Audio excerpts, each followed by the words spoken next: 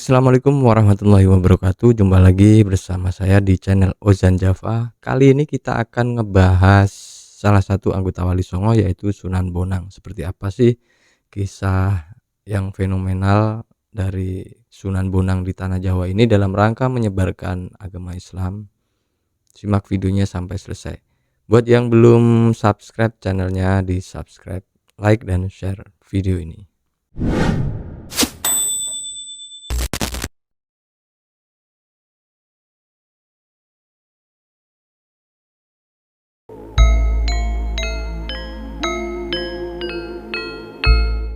Di Jawa pada abad ke-15, musik gamelan bukan sekedar hiburan.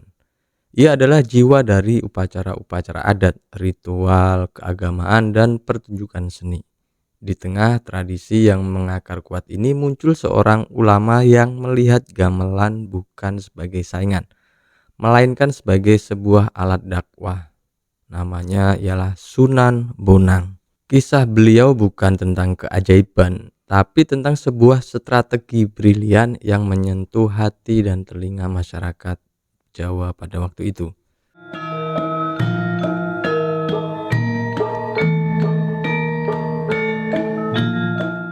Sebagai putra dari Sunan Ampel dan guru bagi Sunan Kalijaga, Sunan Bonang memiliki posisi yang sangat sentral dalam jaringan dakwah Wali Songo. Beliau dikenal karena kecerdasannya dan pemahamannya yang mendalam terhadap budaya Jawa. Perjuangan beliau yang paling fenomenal adalah saat beliau mengambil alih musik gamelan. Beliau tidak melarangnya, justru memodifikasinya. Sunan Bonang diketahui mengubah alat musik bonang, sejenis gong kecil, dari yang semula bersuara keras dan melengking menjadi lebih lembut dan merdu. Suara ini lebih menenangkan dan lebih cocok untuk menyampaikan pesan spiritual. Beliau juga menciptakan tembang-tembang baru yang diiringi musik gamelan. Tembang-tembang ini tidak lagi memuji dewa-dewa kuno, melainkan berisi pesan-pesan moral, filosofi hidup, dan ajaran-ajaran tauhid. Beliau menyisipkan nilai-nilai Islam ke dalam melodi yang sudah dikenal dan dicintai masyarakat Jawa.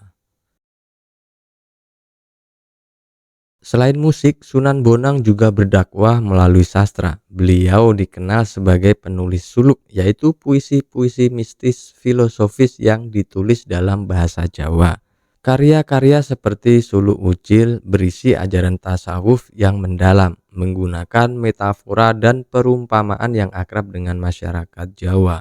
Melalui karyanya, Sunan Bonang mengajarkan Islam bukan sebagai agama yang kaku, melainkan sebagai jalan spiritual menuju ketenangan batin. Beliau berbicara tentang hakikat diri, pencarian Tuhan, dan perjalanan rohani yang sangat resonan dengan jiwa masyarakat Jawa saat itu. Kisah Sunan Bonang mengajarkan kita sebuah pelajaran berharga, bahwa berdakwah tidak harus selalu menantang, tapi bisa juga merangkul. Beliau adalah bukti bahwa seni dan spiritualitas dapat berjalan beriringan, bahkan menjadi kekuatan terbesar dalam menyebarkan sebuah ajaran. Warisan beliau bukan hanya pada masjid-masjid kuno, tapi juga pada setiap alunan gamelan dan setiap lirik tembang yang masih membawa pesan-pesan kebaikan. Itulah sekelumit ya kisah dari Sunan Bonang. Baik, sekian dulu, dan apabila kalian suka dengan video ini, jangan lupa like, share ke teman-teman kalian, komen yang positif, dan subscribe channelnya Ozan Java. Assalamualaikum warahmatullahi wabarakatuh.